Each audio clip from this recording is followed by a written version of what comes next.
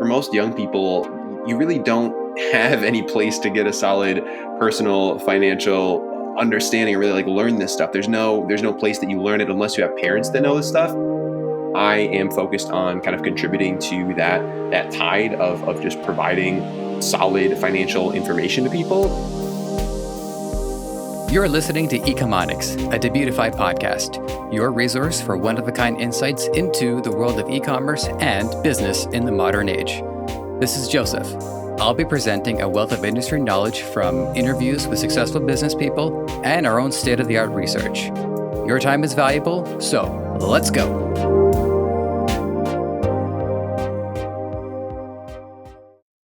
Apple Crider is a welcome sign that our upcoming generation are among some of the most informed.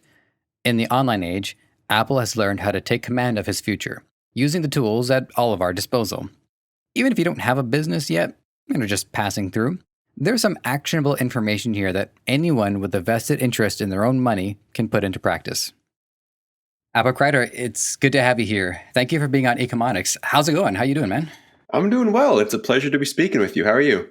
I'm doing pretty good. Haven't had any power surges in the last little while. I'm a very transparent guy, and I revealed in a previous episode that we had to start it over, and so my anxiety is slowly starting to dissipate. Because in those episodes where we had those surges, every time they would pause to think, I'd be like, "Oh my god, I freaking lost them again!" But yeah, I'm feeling good. All right. Glad to have you here. I was also glad to do some research on you. As I was learning about you in order to be prepared for this interview, you opened up my eyes, and I'm looking forward to opening up the eyes of our audience today. But first question, warm you up to our audience and warm the audience up to you, is who you are and what you do. Yeah, great question. So Thanks. My name's Apple. I am 21 years old, and essentially I'm a pretty big personal finance nerd. I've been into personal finance, investing, credit cards, all that good stuff ever since a very young age. And so I've just kind of been continuing to pursue that in kind of different forms throughout the last couple of years. So graduated from college with a personal finance degree, sat for the Certified Financial Planner exam, which is kind of like the premier exam for people that help people with money. So did that a couple months ago. And now I'm really focused on investing in my brand online, building my YouTube channel and my podcast up, and then eventually turning that into a wealth management firm for specifically online entrepreneurs, because that's who I love talking to, and helping them with money is what I love. So that is the vision. And we don't want to we're gonna talk about some age disparity going on here. For one, there's a 10-year gap between you and me, and I'm wigging out because I'm just entering into my 30s, and I don't really know how to relate them to my 20s. But it's inspiring to see how well you've put your foundation together at this point.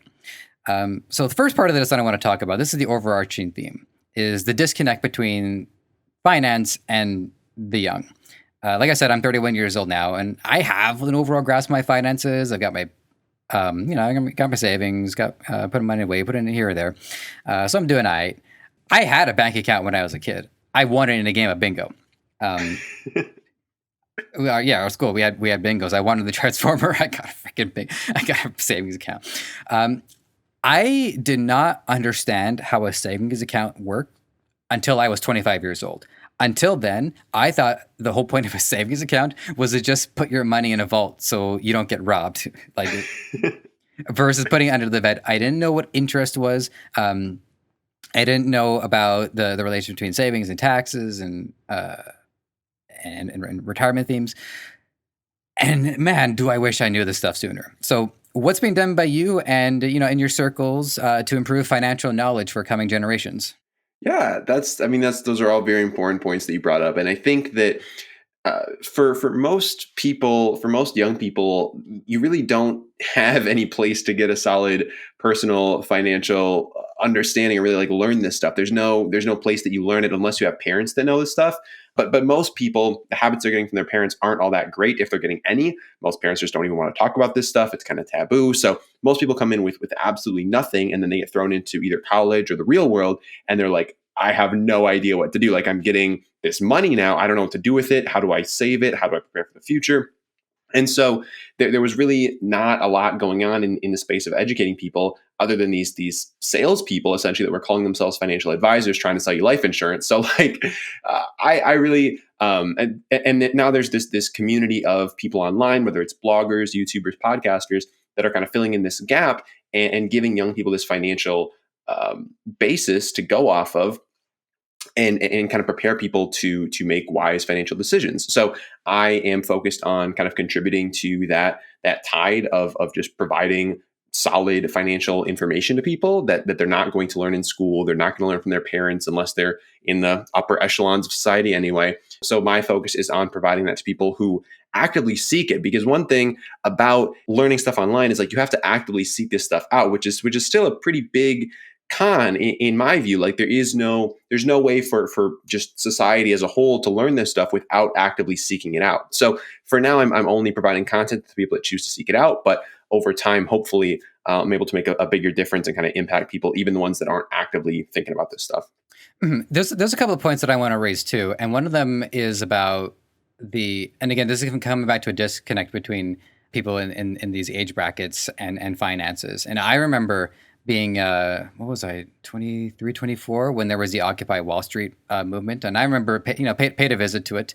There was an open mic there. That was a mistake, and I think it's not just about not really understanding how it works, but I think there's also a lot of reluctance and a lot of resentment towards the financial system, because I think a lot of people are in this belief that the system is out to get us, or it's not on our side. And at your point, how did you reconcile with that? How did you manage to get past that? Or is there any truth or any credence to it? Yeah, no, I think there's definitely a lot of truth to that. And I mean, you really have to think about like all of these big companies, these banks, they're driven by financials. Like their shareholders want to see returns and their CEOs want to get paid and they want their stock options to go up in value. So like their incentive is to make more money. And so you kind of have to think about that.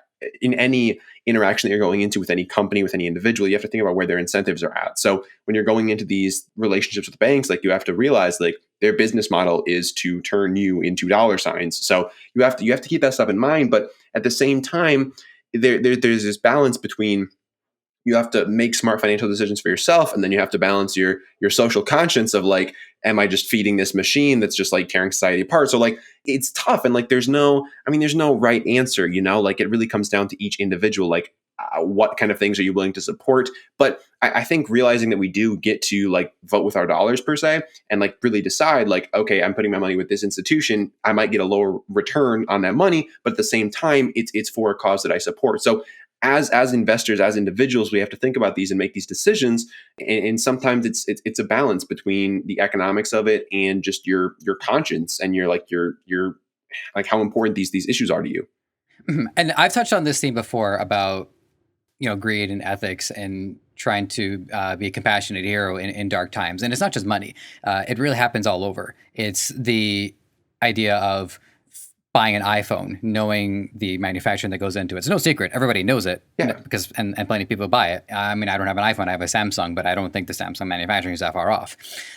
Eating meat. We know what happens when animals go through this. Even and this is coming from somebody who I've done background acting in the past, and I don't want to throw any particular studio under the bus, but sometimes background actors or actors, they get put through the ringer in order to produce content, and so there is a lot of suffering in the world. And so getting over that is something that you have to do, because what I think happens is people and youngsters especially, we got a lot of cynicism. I know, I remember how cynical I was when I was 13, 17, and so on, is we have to be careful not to use that as an excuse not to take action and not to start try to contribute to the net good in any way. Because if we don't do anything, then yes, the system does get worse. But if we can create a net good, then yeah, we can actually do something. Because even in a cosmic sense, even in a positive, negative sense, there is negative energy in the world, and we have to harness that in order to wash that over with more positivity. Yeah, I totally agree. And I think just like having the information is in my opinion always going to make people better off. Like it's never going to make you worse off to know more about the situation, I think. And so if I can provide this information to people and they can choose to do what they want with it, like I'm not trying to tell people how to live their lives, but at the same time it's like if you understand how this system works and kind of the options you have available to you, then you can make an educated decision. Whereas if you don't have this information, you're just kind of going in blind. You don't really know, like, is this a good decision? Is this a bad decision? What is this influencing? So that's kind of where I'm aiming to kind of fit in. Mhm. So one of the things that you touched on earlier on is that for now, a lot of this is people are seeking you out, Mhm. and you're not really getting the opportunity to reach out to them. Do you have any plans, any blueprints as to how you want to maybe get to make your way into the Twitch crowd, or anything that you want to do with your brand to try to make your way into that? Because you do have a lot of advantages. I think you do have a lot of that youth appeal, and I'd like to see you pull it off. Yeah, well, I mean, I've thought about getting more involved with TikTok because that's where a lot of young people are and there are some like financial influencers in the TikTok space that are doing really really well for themselves. So, I think there's a lot of potential there to reach a whole new audience of people that wouldn't ordinarily go on YouTube and type in like how do I improve my credit score, because that's like the crowd that I'm catering to right now is those types of people. But on TikTok, you're just kind of scrolling through your feed and like, oh, maybe you get a video about how to set up a savings account and you're like, oh, this is actually kind of something I've been thinking about. So that's probably the next move for me, to start getting in front of a different crowd of people. I don't know much about like Twitch or live streaming and whatnot, so I think TikTok is probably the next logical step. That makes sense. I mean, one idea that just popped into my head, and consider it a pitch that you're free to throw in the trash, but I think always starting with the results is probably the best way to appeal to somebody. So, do you want to retire at this age? Do you want to live this lifestyle? Do you want to take care of yourself in the future? I think if you start with the results in the same way some stories they start with like the climactic moment and then freeze frame. I bet you're wondering how we got to this point, and then it goes back to the beginning, and then okay, well I know where this is going, but now I'm invested in the journey. Yeah, no, I totally agree, and I think a lot of times like that gets played too far in the personal finance and entrepreneurship space because there's a lot of people trying to sell pipe dreams out there, and I think that's where a lot of people get a sour taste in their mouth if they don't have a lot of experience or exposure to the whole personal finance space, and then they get some of these like ads thrown at them on social media. They click through, they end up spending a couple $100 on this thing that turns out to be a complete scam, and so like that kind of stuff really puts a sour taste in my mouth. So I think there's a lot of that going on, and so it's always a balancing act to try to That's stay fair. away from that, but still get people's attention. Yeah, well, you should. You should. I have my personal YouTube account, and then I have a YouTube account for all of the different e-commerce people that I've researched. You should see my algorithm whenever I go to ad. It's always people are getting out of their Ferraris left, right, and center. Yeah. Yeah. All right. So I do want to know a little bit about your background, because I just want to know like what drew you into financial study in the first place. How did you know early on how financials would impact your life? Like where was that kernel of curiosity? Yeah, no, that's a great question. So I'm not exactly sure. Like I've been thinking about this a lot, and for me, I mean, I know it started when I was probably about 8 years old. I would be very conscious of how my parents interacted with money, both in how they used it, but then also how they talked about it and how they just communicated around money. So whether my mom and I were at the store and she would remark that something was cheap or expensive or not worth it, and like these things really stuck with me and really got me thinking. Like, well, how does money play a role in my life, and like how do I control it? How does it control me? And like these questions kind of just started turning the ball. And then like with my peers, once we started making some spending money, like how my peers would interact with money and how I would interact with money, and just like those things just kind of really, really, really captivated me. And then at about 12 years old, I got my first job. My uncle owns a campground, and so I would work there in the summers, basically just sit behind the cash register and stuff. And so that really, once I had like an income stream and I was making money, like that started a whole nother train of thought. So all of that kind of conspired to me getting to college and deciding like I want to study this and I want to really learn about how to help people with money stuff, because like it was clear to me very early on that like money plays a very integral part of our lives, whether we want to admit it or not. Like some people will very strongly deny the fact that money plays any kind of role in their life, but in reality, like whether we like to admit it or not, like there is a role that money is going to play in our lives. And if we have more knowledge about how to effectively use money and how to make it work for us rather than us working for it, like I think that's a good thing in the world as a net as a whole. So I realized that, and then from there went to school, started studying finance, and started my YouTube channel as well, where I would just like make videos about the stuff that I was doing. So like whenever I got a new credit card, I would make a video about it. When I made a new investment, I would make a video about it, and just kind of to share with people like, yo, this is what I'm doing.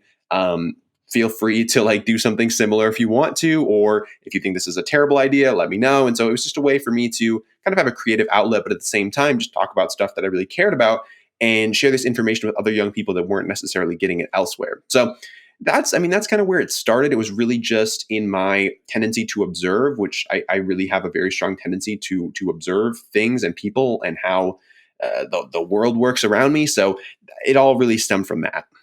Mm-hmm. Hearing your story, it just reminded me of like what are some of the imprints that money had on me when I was a kid. And one of the ones that stuck out to me is, I was a big fan of Toy Story growing up, and the Toy Story PC game came out, and I had money from like my communion or something, and I remember this was the first time I understood what taxes were, but I understood it in a very rudimentary sense, where the game was like, I don't know, $50, and I had $70 on me, and so I buy it, and I give him the 50, and he says, "Oh no, it's not enough. You have to give the other money." Wait a minute, I have to give more money. And then the other part that imprinted on me too, and I don't remember any specific. I don't remember the exact specific moment this happened, but I think every kid at some point asks, why can't we just make the money ourselves? And and the parent always says, well, you can't just print money like that. That's not how it works. And now, as much more wizened than I am, that is exactly how it works. Now that we've moved on to fiat currency, okay, that is all we do is printing money. Have you seen the deficit? Yeah, Once upon a time we had the gold standard. We're not doing that anymore. No, no, you're not allowed to print money, but somebody is. Yeah, exactly.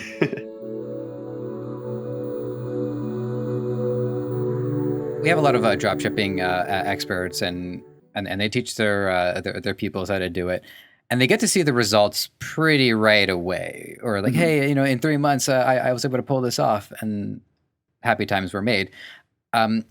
But I'm wondering about what kind of feedback you've managed to get so far, because these are the returns that you're not really going to be able to see for quite a while. Yeah. So in terms, there's a lot of different areas that I talk about, including like credit cards and saving money and investing money and entrepreneurship and all that stuff. And like with investing in the stock market, like yes, that's a relatively long term endeavor. Like the type of investing that I do is not like, it's not day trading. You're not like moving in and out of stuff and making $1 billion every day. It's like long term stuff. So like with the investing side of things, like yes, like the returns from that are going to be like, it's going to make a huge difference on people's life, but it's going to take a long time. Like if you start when you're 20, by the time you're 50, like it's going to be crazy how much of a difference just starting off at 20 will make for you. But obviously, like the people who are consuming my content haven't turned 50 yet, and so like that has yet to play out. But in other respects, like with credit cards, that's the kind of the time span on that is a lot shorter. So like you can get some crazy results with credit cards a lot shorter. So people that I've referred credit cards to have gone on trips, and like not really so much right now, but like before the whole world shut down, being able to see people, like I would help them out with credit cards, and like even just my parents, for example, like my parents have signed up for like so many credit cards off of my recommendations, and they're getting free travel left, right, and center. So it's like it's there are cool results that you can see, and like really with credit cards is where a lot of the results have come from that I've heard about, at least.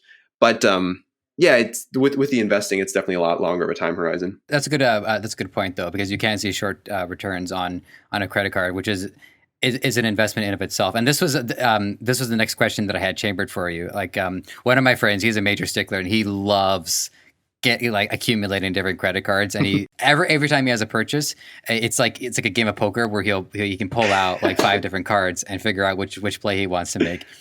So this question is for my boy Josh. Tell us about the value you have been able to extract from credit cards. And you've mentioned it so far, so you already kind of like semi-answered the question, but I'd love to hear more about this. Yeah, no, I love talking about this stuff, so I'll talk all day long. But for me, credit cards, there's the short term benefits and there's the long term benefits, and the long term benefits, in my view, are like way higher than the short term benefits. But the short term benefits are a lot more like flashy and cool and fun. So we'll start with the short term. So short term, it's free travel. So I've accumulated somewhere between $5,000 and $10,000 worth of free travel from credit cards in the last like 2 years, which is like kind of bananas, like to just be able to pick up and like go wherever I want. Like I went to Southeast Asia for like 2-3 months at the beginning of 2020.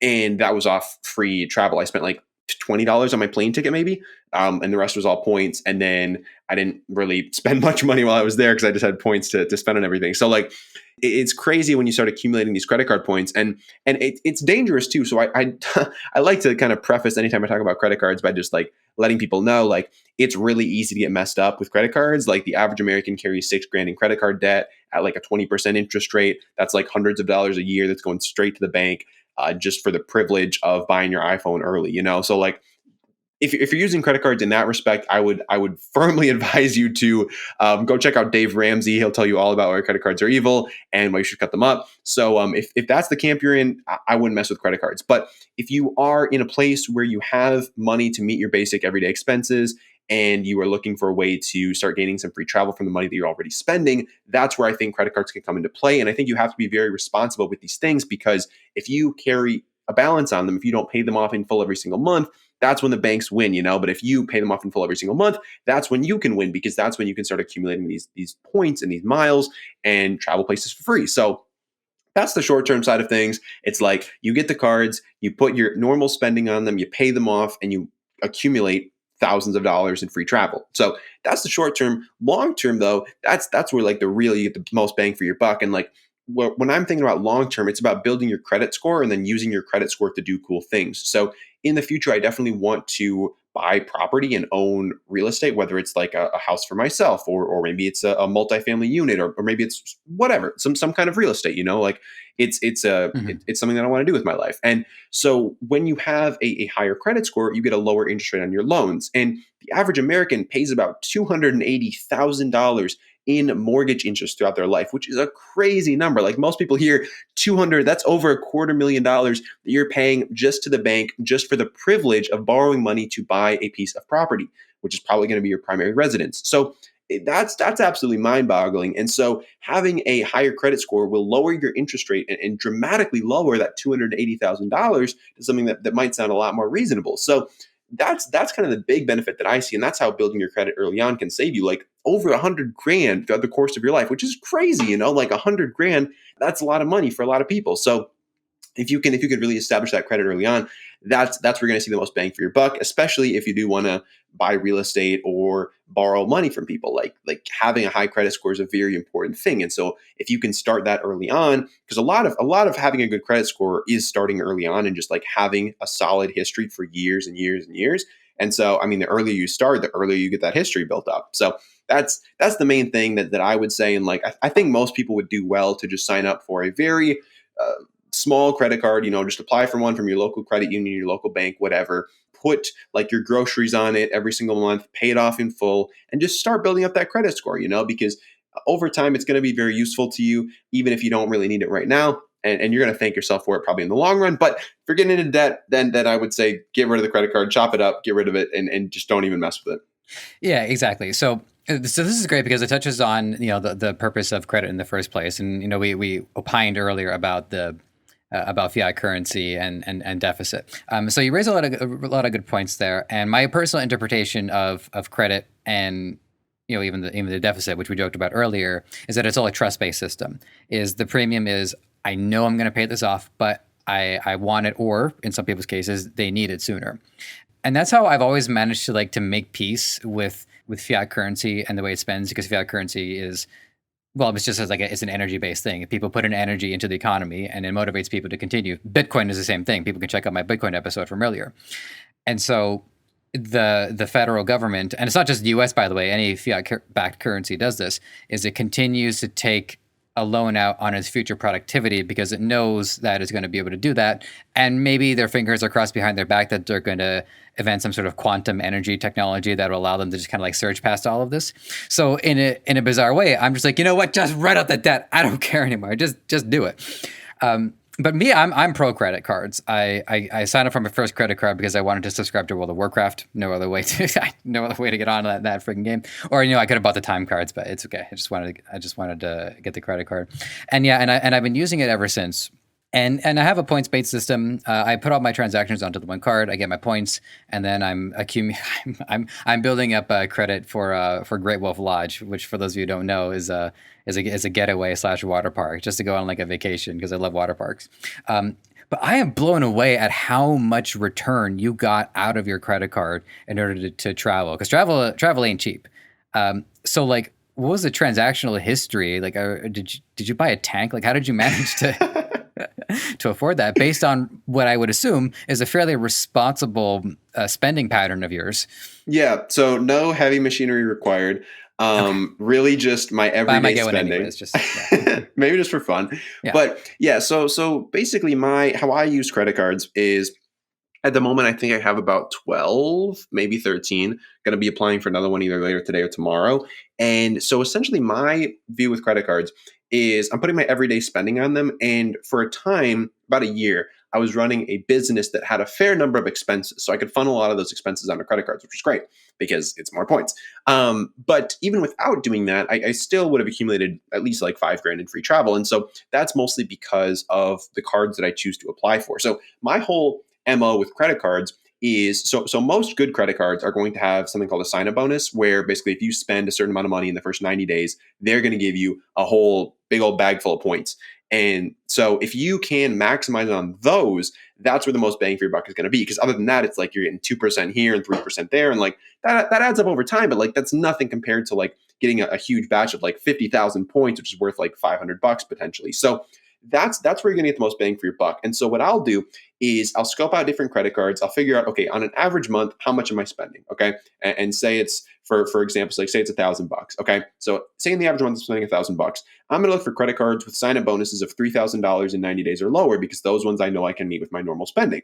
And so I'll find these credit cards, I'll meet the sign up bonuses, I'll get the bonus, and then I'll get the next one, and then I'll get the next one, and then I'll get the next one. And so I'm just Mm-hmm. continuously getting these sign up bonuses and not having to change my spending. And maybe sometimes I know I'll have a big expense coming up, and then I can get a one with a higher sign up bonus because I know that, oh, I'll just loop in that $1,000 expense that I need to buy whatever into this month, and then I'll go for like a $4,000 one. So like that's my strategy, that's my MO. And really once I get the sign up bonus, like I don't even have to use the thing anymore. You know, I can just put it in my sock drawer. I've got like a collection of these credit Mm-hmm. cards at this point that I no longer use because the benefit was in the sign up bonus. And so I'll either just like hold on to it if there's no annual fee. Most of the cards that I have don't have an annual fee. If it does have an annual fee, something that not a lot of people know is that you can actually downgrade that card to a free card in most cases. So most cards kind of exist on this continuum of like no fee card, and then like medium, and then like high.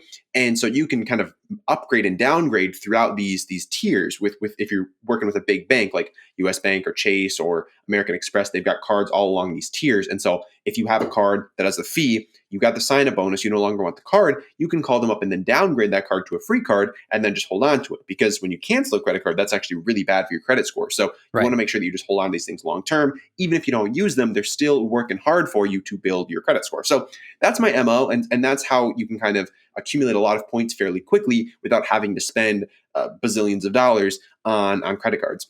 Okay, so just one thing that I wanted to address about that is there really isn't canceling it. Yeah, I can see that being bad for your credit. Downgrading it makes sense. In fact, that's what I did because I had a gold credit card, Oh, and it did give me a sign up bonus, which booked my first night at Great Wolf Lodge, and then I switched it down to a silver, which is no monthly fees, and that's what I do all my transactions on. And so holding on to all these cards but not seeing any activity on it, there's no effect there on your credit score, even if you're not no, using no. them. So it's all positive effect actually, because when you have a credit card that you don't put a payment on for a month, the bank is still reporting to the credit bureaus an on-time payment and 0% utilization on the card, which are both going to positively impact your score. So even just holding on to something with no spend is going to positively impact you. The only thing you'll have to watch out for is sometimes credit card companies will go through and they'll just kind of be like, okay, who hasn't been using their card in a long time? And they'll just cancel these things. Mhm. Usually they're going to send you a heads up before they do that. They'll send you something in the mail. They'll be like, hey, haven't used this card in a while. Do you still want it? Or should we just cancel it? But I generally recommend like at least once a year, just like buy a stick of gum or a pack of gum or whatever Mhm. on credit cards that you want to keep around. Because if the bank does just shut them down, that's going to be bad because it's basically it getting canceled. And so that's going to be bad for your score. But as long as you just have this thing, you may buy something once a year on it, it's going to positively impact your score overall. Mhm. Yeah, I could see maybe if I just put my Quip subscription onto like one card, just so that it's $20 a month. It's just going, and I transfer my money from my checking into my savings or in my credit card, anyways. Cool. Well, that's a lot of really good stuff so far. Josh, you're welcome. So The next one that I want to ask you about too is retirement and Roth IRA. Now, I live in Canada, and this is a global audience, so I don't think I have access to this specific service of Roth IRA, but I still want to know about it and like what's the breakdown for people around the world so they know what they can look for in their respective states. So Roth IRAs, big deal, especially for people in the US. If you're international, there's going to be different options available to you. But yeah, it's going to be probably something similar depending on what country you're in. I know in Canada, I think you guys have got like TFSAs and RRSPs. I think those are like kind of the equivalents to Roth IRAs. But essentially, a Roth IRA is a type of retirement account where you can get tax benefits for saving for retirement because the government, at least in the US, doesn't really want to foot your retirement bill. You know, they've got Social Security, who knows where that's going to be. But in the grand scheme of things, like they don't want to be responsible for paying for your life from age 60 to age death. So they want you to be responsible for doing that. And so what they're going to do is they're going to say, hey, if you do this for us, we're going to give you some tax benefits and not Uncle Sam is not going to take as much of your money in the form of taxes. So basically how this thing works is there's two kinds of IRAs. Basically, there's a Roth IRA and a traditional IRA. And the difference here is when the money is taxed, because they're still going to be taxed, but not as much. So with a Roth IRA, what's going to happen here is you're going to get money from your job and you're going to pay taxes on that. Your employer is just going to take the taxes out and then you're going to pay taxes every year, normal taxes. But then you're going to take that money that you already paid taxes on, you're going to put that in the Roth IRA, you're going to take that money that's now in this account, you're going to invest it into things like stocks or mutual funds or whatever, you're going to buy this stuff in this account, and then your money is hopefully going to grow over time to the point where you retire and say you've invested $100,000 into this account over the course of your working career, it's grown to $1 million, and now you've got $900,000 of gains over the past 4 years, and normally $900,000 worth of gains, that'll be taxed anywhere from 15 to 20%, which is going to be anywhere from like 150 grand to like 200 grand. So that's a lot of money in taxes, like you get to retirement, you think you've got $1 million, but in reality, you've only got 800,000, which again, 800,000 still seems like a lot of money, but it's not quite as much as $1 million. So with a Roth IRA, you're going to have that $1 million at retirement, and you're going to pay zero taxes on it. Okay. So there's no tax. You're taking away that 150 grand, 200 grand in taxes, and you're paying nothing.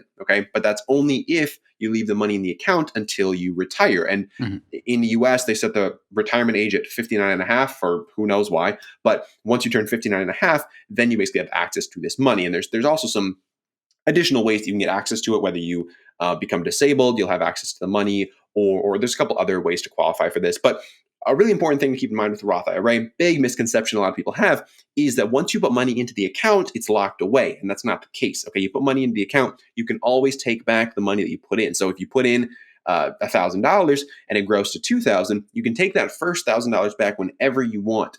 If you try to dip into the second $1,000, that's when you're going to start getting hit with taxes and penalties. Okay, so you really don't want to do that. But in an emergency, if you do have to take money out of this thing, you can absolutely do so tax and penalty free if you're only taking out what you put in. So that's Roth IRAs in a nutshell. And really, the reason that I am like so fired up about them is like there's so much potential for younger individuals to really set themselves up to have a productive and good financial life by just taking a couple small actions early on, and one of which is setting up a Roth IRA and just funneling in like 10% of your income would be amazing. If you could put 10% of your money away every single paycheck into this Roth IRA, like you're going to be so set by the time that you want to retire that you're not even going to have to worry about this stuff, But it's really just like your ingredients for investing are time and money. And so if you can maximize the amount of time that you're doing this, you don't have to put as much money away, and you can you can spend a lot more of your money today if you put a little bit of it away for tomorrow. So, my whole philosophy around money is like maximize today while still thinking a little bit about tomorrow, but like still like today is the moment and the moment is now. And like, you gotta optimize for that. But at the same time, if you don't think at all about the future, then eventually that's going to catch up to you. So that's Roth IRAs in a nutshell. That's great. So one thing that came up while I was listening to this is, and I just want to clarify because maybe I didn't understand it. With putting money into the Roth IRA, is the bank using that money to make specific investments? Like, are they investing into stocks? Good point. Good point. So yeah, I wasn't very clear about that. So Okay. essentially, a Roth IRA is very similar to like a normal bank account, where you're putting money into this account. But the difference is once you put money into the account, then you get to choose where to invest it. And so the bank's not investing this money. You're getting to invest this money and decide where it goes. So you can use it to buy stocks of Amazon or Apple, or just buy funds that contain the entire stock market. And like you can do whatever you want with this money. You can even use it to buy real estate. Like you can buy anything you want with the money in this account, basically. And so you do that, and then it grows over time, and then you're able to use that for retirement. Okay.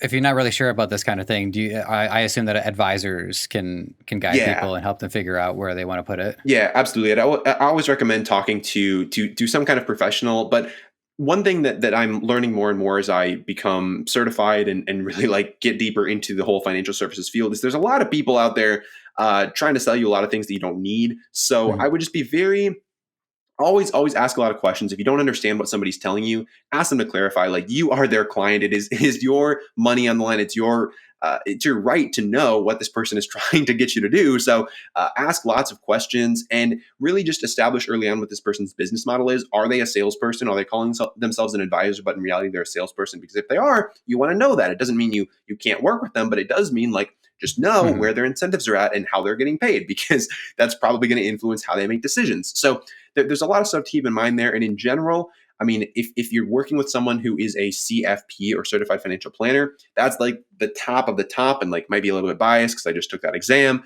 But if you're working with somebody, like, they're legally obligated to work in your best interest. They are not like, they cannot subvert your interest for their own. They are legally bound to put you ahead of them. And so that's the only designation for financial planners and financial advisors that actually requires that level of care. So if you want to know that someone's putting you first, definitely CFP is the way to go. That's great. Yeah, I just wrote that note down and then I underlined it a bunch of times just just to make sure. All right. So this question popped up as I was listening to your breakdown, and full disclosure, this is very tongue in cheek, but is there an age where it's too late, where like somebody's going to be screwed over and they're not going to be able to make this IRA work for them? It's a good question, and I would say that it's never too late. It just becomes more and more difficult the longer you wait. So, like I said, like, if you can put 10% of your income away in your 20s, like, that's gonna, like, you just do 10% from your 20s till like 60 or whenever you want to retire, and like, you'll be good. Roughly, like, I'm not. This is not financial advice. Like, I'm not saying like that's 100% guaranteed, but like, roughly. But if you start 10 years later, say, you're probably going to have to save a little bit more every single year. If you start 10 years later, you're going to have to save a lot more. If you don't start till you're 40, like, that's when you're really going to have a rough time. You're going to have to save a lot of money every single year. You're going to have to really cut back on your lifestyle, just in order to optimize for your future years. So, like, the earlier you start, like, again, your ingredients are time and money. So the more time you put in, the less money you got to put in. But the longer you wait, the more you're probably going to have to invest, and the more you're going to have to kind of change your current lifestyle and maybe reduce things in order to meet those future obligations. Well, I have one stipulation to that, and this is hypothetical, but ideally, between 20s to 30s, 30s to 40s, is that somebody's earning power would increase because Yeah. their skill set increases and they get higher paying jobs. So, and for the record, like I said, like I have some money put away, but I have not put money into in Canada. Yes, it is an RRSP. You're correct about that. I do have a TFSA though. And also, not that I can give any advice, but just in case people are curious, I use a TFSA as my emergency fund because I can pull it out right away, and I do generate interest on it. So just in case I get into any legal troubles or need a root canal, I just dip into my TFSA.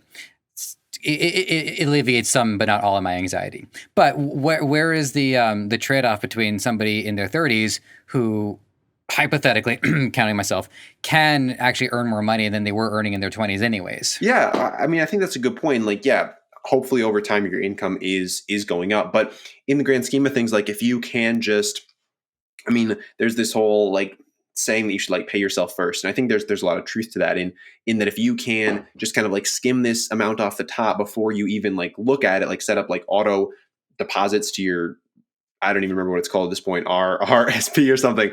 Yeah, RRSP. RRSP, If you yeah. can just like set up auto deposits to just skim off the top, go right in there. Like, that's as your income grows, like, those deposits will get bigger, and your income's still going up, but you're still saving for retirement. So, like, that's kind of the mentality that I fall into, where it's just like, if you can set this thing up to go automatic, you don't have to worry about it, and it's just gonna like grow with you. That's where I would like to be. But it does depend on everyone's situation. Like some people are going to be fine waiting until they're in their 30s to get started and just like save a little bit more, but some people would prefer to get a head start on that. So it really comes down to personal preference. Like there's not one size fits all thing. It does, and there's personal situations too, and there's also, I'm a big fan of the hierarchy of motivation, because I think a lot of people will, knowing that when their parents pass on, knock on wood, they will have a house access to them. So wealth does tend to accumulate in family structures as well. So not everybody is so inclined to do that. I am, because I want to make my own way, but like you say, not everybody has different priorities, no, it's totally and different true. responsibilities. Yeah. All right. So this next one is going to be for our drop shippers. The appeal of drop shipping is evident. We don't need to go over it each time. But for people interested in drop shipping, there are other revenue streams that you've talked about prior. Bearing in mind that the main appeal of drop shipping is it's low cost and it's low investment, because they don't have to buy it themselves. They don't have to get a warehouse or anything like that. Can you think of any, or can you recommend any revenue streams or alternative income sources that our audience can look into? Yeah, no, I think that's a great question. And so for me, my mind kind of goes to two places, just kind of based on my past experience with making money on the internet. And so the first of which is to develop some kind of content that you're putting out at a consistent basis, whether it could be about drop shipping. That would be very easy. You just kind of like take videos of what you're doing and put them on the internet, or record a podcast, or make Instagram posts or TikToks or whatever. Like that's route number one. And so that can, once you have a social presence established, like you can monetize that in so many different ways, from affiliate marketing to sponsorships to any number of things, you can do with this attention once you have it. So that's route number one. And I'm sure everybody knows about that. They've thought about that. So I would say that's a good place to start first. But then the second place that I would think about going is in creating some kind of virtual kind of agency to supplement what you're doing. And basically by that, I'm not talking like running Facebook ads for local businesses, because I'm sure you've heard that 1,000 times. You've seen a million Facebook ads about that. So like, I'm not talking about that at all. But what I'm talking about is kind of putting together a team of people that can perform some kind of a task that is valuable. So for me, I was running this company for about 2 years and about 1 year, and we were producing podcasts for people. And so I built this agency and basically had hired a bunch of podcast editors. And then I was basically being the connection point between the podcast editors and the podcasters who needed their shows edited. So basically on my end, what I was responsible for was putting this website together, getting people in the door, and then managing this entire team. And so if you can find something that people are in need of, in this case, it was podcast editing, but it could be anything. It's not all that difficult to put together a team of people. And for me, I think like arbitraging this like across the world is like a really smart way to go, because there's like a lot of very skilled talent in countries where the dollar goes a lot further. So most of our people were hired from the Philippines. And so we had this team of really skilled people in the Philippines, and we were basically connecting them with podcasters that needed their shows edited. So if you can find some kind of way to, whether it is in production work, or whether it's in administrative work, or whether it's in whatever, like if you can put together some kind of like agency type model like that, it can be really profitable and not require all that much upfront capital, or just time to get this thing up and running. Those are great. And I looked, because I was looking into what you were doing. You did also mention too that your podcast was also a source of revenue. So full disclosure, our podcast here, I do kind of know the answers to these questions, because I've been in the podcast field, but I would love to hear in specific how you've maximized the returns on your podcast. Yeah, that's a great question. So my podcast was a lot more of a revenue stream for me about 2 years ago. So before the podcasting business, I was running like your run-of-the-mill like Facebook ads agency, where I was working with small businesses and people and running Facebook ads for them and whatever. And so basically what I was using my podcast for was to generate leads for that company. And how I would do that was, the main clients that I worked with weren't actually local businesses. They were online entrepreneurs who needed Facebook ads run for like their info products, or just to sell stuff online. And so I would interview those people on my podcast. And then after the interview, I would have a quick conversation with them and be like, hey, just so you know, this is what I do for money, is I run Facebook ads for people like you. And I would have built about an hour's worth of rapport with them. I would know a bit about what their issues are with their business. And so I could really craft a kind of soft pitch to them on like, hey, here's what I do. Do you have any interest? And if they said no, I could ask them if they knew anybody who might.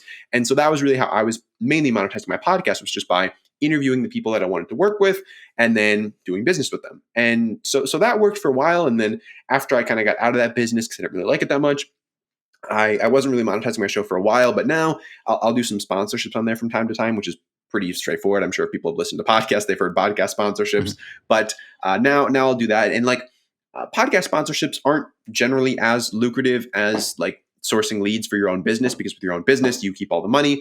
I mean, you can make a lot more money. Like with one deal for the business that I was running, it was like multiple thousands of dollars. So like that's a lot more profitable than making maybe a couple $100 per podcast episode by running an ad for whatever company on it. So in the grand scheme of things, like there's a lot of ways to do it, but if you can find a way to use it to generate leads or to sell products that you yourself create, that's where you're going to get the most margin, because there's nobody else involved and really it's just you and the consumer. So I look for ways you could do that, whether it's digital products, whether it is starting some kind of business, but that's where you're going to get the most bang for your buck. That's some great insight. And you reminded me that I also have to let our listeners know, have you guys heard of Raid Shadow Legends? It's this great mobile game.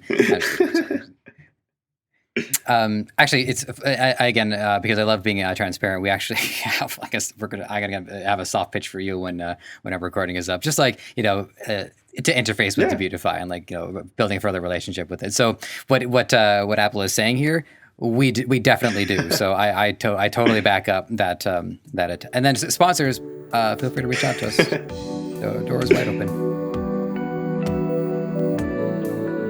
So we're at, I got to tell you, this episode has been flying by. We're already like 49 minutes in, not factoring the 2 minutes where, spillage. But that's crazy. This is I'm amazed at how well this has been flowing. There's some important questions that I want to get your opinion on because you're so well versed in this subject.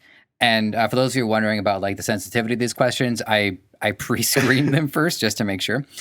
So remember earlier on in the episode, you're talking about how credit card companies, they win because people don't pay their fee on time. Mm-hmm.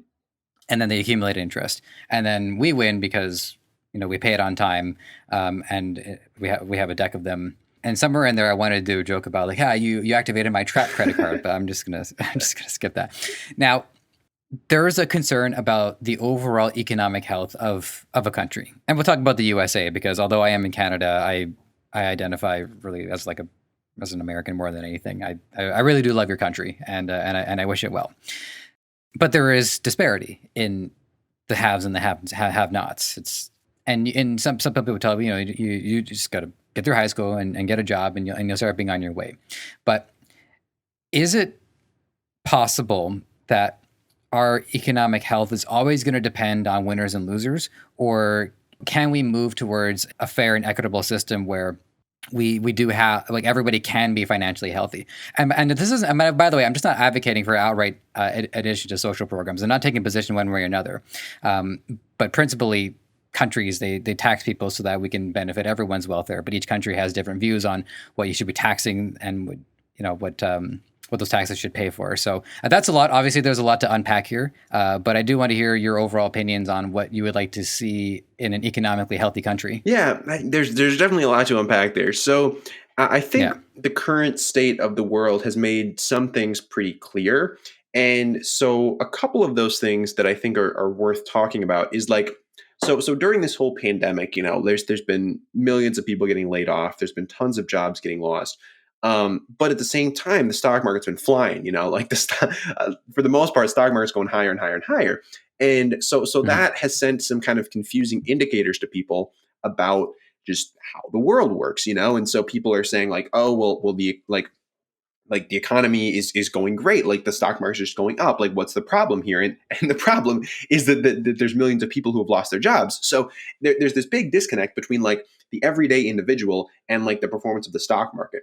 And the performance of the stock market really doesn't impact the everyday individual all that much, because when you look at the distribution of who actually owns stocks, about 70% of stocks are owned by the top 1% of society. So most of those gains that are being generated right now are being had by the very upper echelons of society. And so like the everyday person is not really sharing in those. And the people on the news stations, the talking heads will tell you that, oh, well, it's benefiting everybody's pension plan and their retirement accounts. But in reality, like you look at 70% going to the top 1%, and you're like, well, I mean, maybe my retirement account's going up a little bit, but in the grand scheme of things, I don't have a job right now. So I'm not too concerned about that. So I think that there really is a long ways to go in terms of just even just mentally realizing that the stock market is not really a very fair representation of how the country as a whole is doing.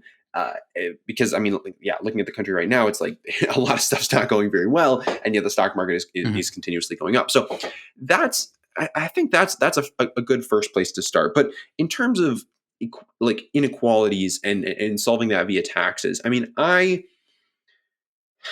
don't know. I try not to get too political with the stuff that I talk about, just because I mean I'm not the most well researched in this space. But I think Sure. I think in general we should be paying some kind of taxes. Like I'm not the whole like libertarian like shut everything down like my money is my money. Like I think in general it is good that we are paying some money to the government that is theoretically like elected by us to make decisions on our behalf. I think that's a good thing, and I think in general, like it works out all right. You know, it's obviously not a perfect system, but I think it works out decently for the most part. That we're giving money to the government and they're allocating it in some way, but a lot of times that allocation isn't exactly how we would like it, and a lot of times the people who are actually paying these taxes aren't necessarily paying them in proportion to how much money they're making. So I think there's definitely a long ways to go to get to a real equitable system. Do I think it's possible? I mean, maybe, but like the people at the top, I mean, the people at the top are just going to keep spending money to figure out how they can pay less in taxes. So it's like, uh, at a point, it becomes difficult to really envision what a fully equitable system would look like. So I'm optimistic, but I don't think that there is really like a perfect system that we'll ever get to. Sure. Okay, well, I do appreciate you weighing in on it, and I'm going to make 2 points. The first one is in regards to the stock market. Now, I'm not like pro 1% or anything like that, but what the disconnect that I would want to try to clear up is the difference between money going into a vacuum where it really is just hoarded Yeah, and it's not being reinvested and nothing is happening to it. That's what I would have an issue with. What I wouldn't have an issue with is a healthy stock market, because you want to think that people are putting money into these investments to better society in some way, to again contribute to the net good. They're investing in companies, maybe they're investing in globally, maybe it's not investing into an American company, but investing, it does have a history of yielding a lot of positives. It's people believing in other people's ability to make money, and we use the common language of profitability, so at least everybody is on the same page about it. So my issue is the idea that money just like disappears from the economy and it only appears in somebody's offshore bank account where it's just sitting there not doing anything. yeah, That I have a serious problem with. yeah. No, I'm totally The with you on second that. point that I yeah. Right on. The second point that I want to raise is my lawyer. She was telling me about this thing that was going on in the law practice, where they had to do this thing called a statement of principles, where they would have like I don't know, like a chart on the back of their office about like what are the principles, and there's pushback between this. And she said I probably would support the pushback because of my libertarian views, and if my theory is that my lawyer thinks I'm libertarian, I'm not going to fight her on it. But being in Canada, there is a pretty clear difference between tax money being used for important programs like our military, police, courts, and healthcare. I'm not like anti-state healthcare. I think it's important that if I dial 911, I shouldn't have to like worry about a bill coming in or something like that. So there should be some assistance from the state there. But at the same time, I also took my girlfriend swimming at a state-funded swimming pool, and there was only like a 2-hour window once a week where we were allowed to swim, and it was packed because everybody got to use that 2-hour window, and it was free. And well, some people who don't even really intend to go swimming; they just want to use the free showers. There was urine on the ground. It was not a pleasant experience, and I felt like I understand a lot of people depend on this because a lot of young kids are in school, they use these programs, and it probably benefits them. But what it's also doing is that it is stifling the ability for the private market to offer something in exchange. I've reached out to hotels to see if I can just like pay to use their swimming pool, and they say no. And so I do have an issue with the taxes being used on stuff that actually makes it harder for other businesses to operate. Yeah, no, I agree. I think that there is a point where you're crowding out private enterprise to create solutions to problems that exist. And so, I mean, it's a tough balancing act, man. I don't really envy many of these politicians who are making these decisions on an everyday basis. You know, like I would not want to be in that position myself, and I realize there's a lot going on there that I'm not privy to. But uh, I don't know. It's not a perfect system. There's a lot of things that could be improved. But am I the person that's going to go and down to Capitol Hill and improve them? Absolutely not. Yeah, yeah, that's fair. Well, I hope people would take away a little bit of this and just use it as an opportunity to think about their own views. Because, and by the way, this is like a thing where you'll see like a celebrity weighing in on politics on Twitter or something like that, and you say, "Well, hey, you're an actor, don't weigh in." No, no, no, no. Everybody gets to weigh in because the last thing you want is a system where the only people talking are Yeah. politicians. No, Yeah. absolutely, absolutely. Okay, well, this one is going to be for fun. So.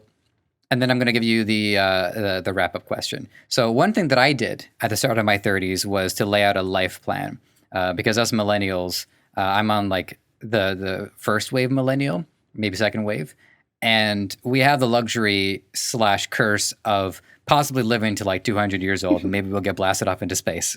So it's important to have a plan of like what am I going to do in my 30s, what I'm going to do in my 40s, what am I going to do in my 50s, and for my audience, I'm happy to share this because I want people to know about me. But in my 30s, I'm sticking to my medium producing because it's been going really well for me. In my 40s, I'm going into like my creative writing side.